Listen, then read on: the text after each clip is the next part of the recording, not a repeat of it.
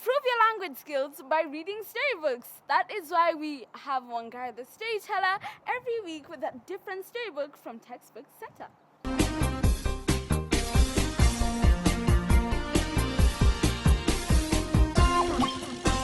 Hello, my name is Wangare The Storyteller and I am at the Textbook Center, choosing yet another book to read today from so many books that are on offer today.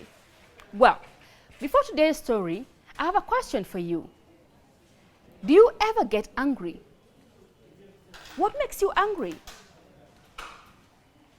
And when you get angry, how do you behave when you're angry? I hope that you have these 3 questions in mind as we read the next story. The story comes from this book, 2 Angry Goats. Let's get reading. One morning, 2 goats were crossing a narrow bridge. They were on 2 opposite ends. As they walked, they reached the middle of the bridge.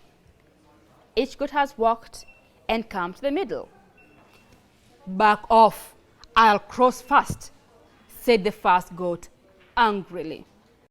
"No, you back off," said the second goat angrily. "I'll go first." Ooh.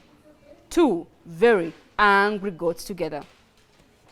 Neither of the 2 goats was willing to let the other go first.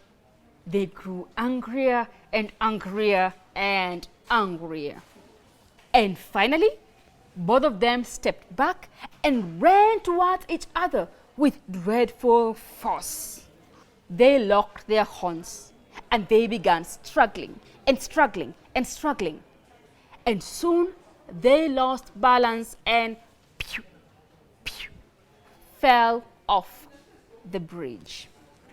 "We should have controlled our anger," one of the goats said, while trying to swim out of the river. So you see, because they were both angry and no one was willing to listen to the other or let the other go first, they both fell into the river. Remember my first questions. Do you get angry? What makes you angry? And how do you behave when you're angry?